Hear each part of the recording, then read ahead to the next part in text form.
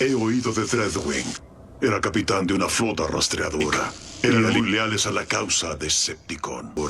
Y al igual que su gemelo Skyquake, era Lord Megatron. Estoy aquí en la Tierra para obedecer su voluntad. De pie. La mía es profunda y honesta. De pie, Aunque Dreadwing. Una lealtad como la tuya es un atributo escaso. Lo autorizaré, Dreadwing, en honor a tu gemelo difunto. Si pero te pareces algo Skyquake, sé que valoras la lealtad y el honor. Solo que Megatron no sabe nada de esos principios. ¿Tiene algún punto tu discurso, Prime? Dios, él solo vive para la destrucción y la conquista.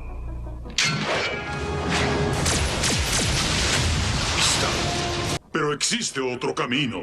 Desactiva la bomba. Hoy hablaremos de uno de los personajes más interesantes de Transformers Prime, Dreadwing.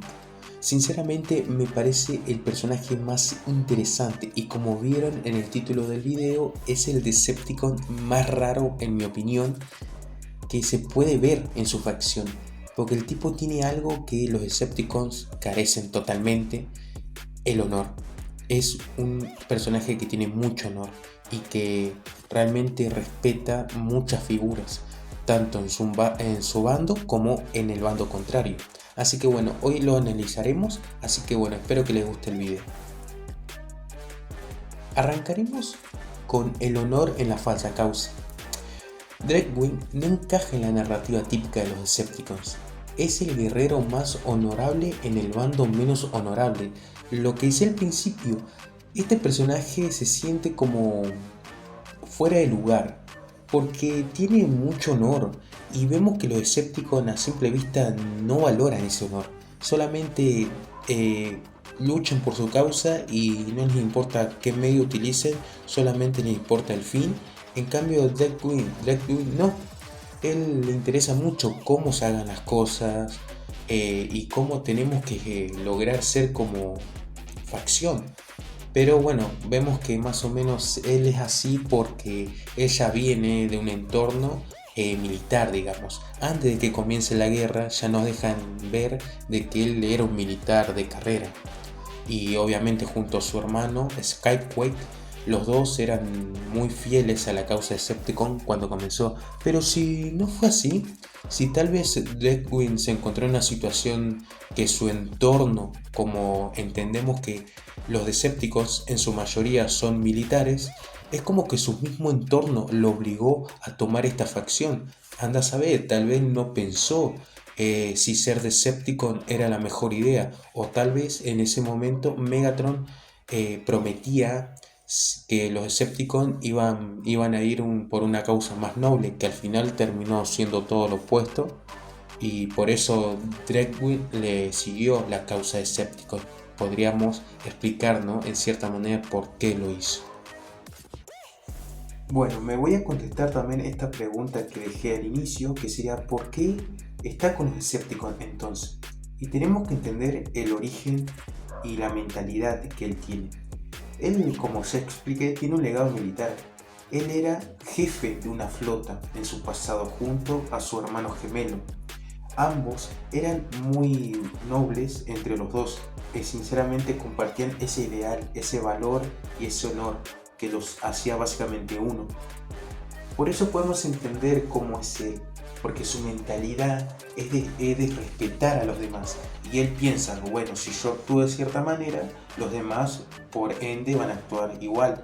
Pero esa es una manera muy ingenua, obviamente es mi forma de verlo, de pensar. Porque no puedes esperar que todos tengan esa mentalidad tuya de respetar el honor, y menos en una guerra. Y bueno, otro punto que también me gustaría tocar mucho es la devoción que le tiene a Megatron. Sinceramente lo admira demasiado. Obviamente que siento que cada Decepticon tiene que admirar a Megatron por lo que representa, ¿no? Más para su facción, porque fue el que se rebeló, el que empezó la guerra. Pero vemos que él mismo le reconoce que su devoción es honesta y sincera. Solamente eso, hasta me encanta que en el primer episodio él mismo lo reconoce, el mismo Dreadwing le dice eso a Megatron. Así que podemos entender que la mentalidad de este personaje también es muy compleja no solamente sigue órdenes por seguir, sino que él se crió en un entorno muy distinto a los demás. Y aparte que para mí algo muy interesante que tiene, que él con Skyquake era su hermano gemelo, pero él explica que los dos compartían la misma Spark, como si fueran uno solo. Por eso él pudo sentir cuando él murió en la Tierra, y bueno, eso fue la causa de por qué fue a la Tierra. Ahora me quiero centrar en este punto en el nerfeo narrativo versus su real potencial. Porque vemos que Dreadwing es un guerrero de elite. O sea, básicamente en el combate en el Antártico que tuvo contra Optimus Prime, podemos ver ahí su variedad física. O sea, vemos que a Optimus le costó bastante hacerle frente. Y en ciertas situaciones Optimus se le veía que no le podía ganar mano a mano. Por eso Optimus tenía que recurrir a estrategias para poder frenarlo de cierta manera. Y también su diseño. Su cañón de fusión, amigo, es una barbaridad tremenda. Sinceramente, que él tenga que usar las dos manos para poder utilizarlo, te da una sensación de que esta arma es realmente muy poderosa y que no solamente él la puede usar, sino que ciertos cybertronianos de cierto tamaño solamente la pueden usar, como él, Megatron o Optimus. Pero sinceramente es fascinante esa arma. Y después, bueno, su versatilidad con el manejo de la espada. Amigo, realmente es un buen espadachín. Literalmente, el manejo de esa espada es impresionante, su agilidad, su combate. Cuando Optimus se le viene encima y él saca la espada de la nada, es un momento genial, amigo. Ver cómo los dos son tan hábiles con esas espadas. Obviamente vemos que Dreadwing en cierto sentido un poco superior a Optimus. Pero como te digo, Optimus necesitaba ir como por ciertas estrategias para poder ganarle. Y también lo que me gusta mucho de él es que usa granadas. Literalmente es como un guerrero que sinceramente aprovecha mucho el método de las granadas como... No sé, me acuerdo que había con otro personaje que no me acuerdo el momento qué personaje era que contrastaba muchísimo. Si ustedes se acuerdan me pueden dejar ahí en comentarios, que ahora no me estoy acordando el nombre de este personaje, pero que era uno que también contrastaba mucho las granadas. Era el compañero de Ballhead. No me acuerdo bien el nombre ahora, se me olvidó porque estoy muy centrado en esto, pero si se animan a comentar ahí abajo para decirme el nombre del personaje se lo agradecería mucho. Bueno, que poder ver cómo maneja esas granadas a su favor está genial. Por ejemplo, en el primer episodio que apareció y lo vimos a Ballhead atrapado con una granada en el pecho, literalmente fue impresionante que tenga esa habilidad de usar esas granadas a su favor. Bueno, y el punto de quiebre que quiero tocar, se volvió más débil porque la serie lo buscó así, digamos, para no darle tanto protagonismo a un personaje secundario como él, o realmente fue perdiendo poder. Yo creo que sinceramente sí, lo nerfearon muchísimo, porque creo que la serie ya no tenía espacio suficiente, ¿no?, para contrastar con otro personaje, un personaje secundario que tenga las cualidades de Dreadwing, ¿no? Imagínate que Optimus Prime le costaba hacerle frente, así que yo creo que por ese sentido lo nerfearon demasiado. La tragedia del honor. Cuando a Dreadwing se le aprecia la posibilidad de ser un Autobot, él se pone reflexivo y en cierta manera creo que piensa: no soy digno de ser un Autobot porque ya traicionó a mi facción. Su código no le permite cambiar de bando, solo le permite morir buscando justicia. Y porque es algo irónico, ¿no? Es un personaje que tiene tanto honor que cuando comete esa traición a los Decepticons, él mismo se pone como en una burbuja de que, bueno, si traicionó a mi bando ya no pertenezco a ninguna facción.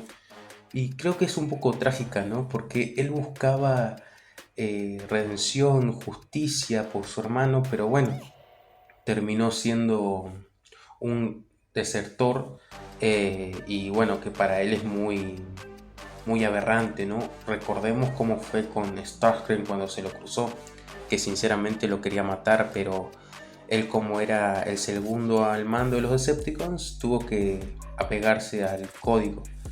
Y bueno, después vemos la traición final.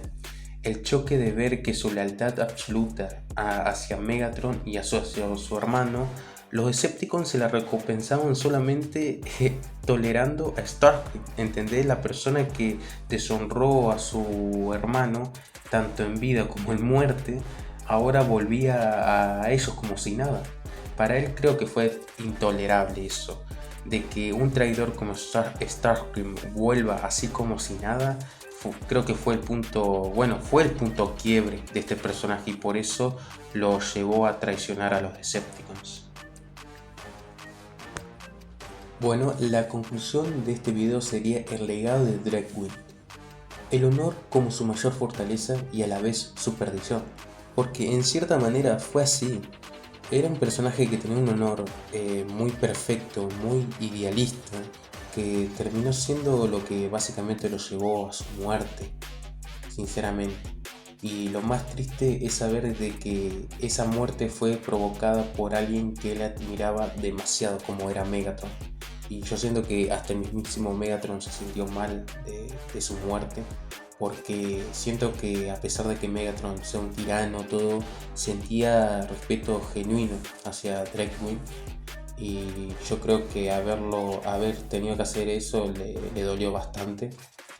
Pero bueno, al final de cuentas para mí fue un personaje muy interesante, que sí que tuvo un potencial mucho más grande de lo que se le dio.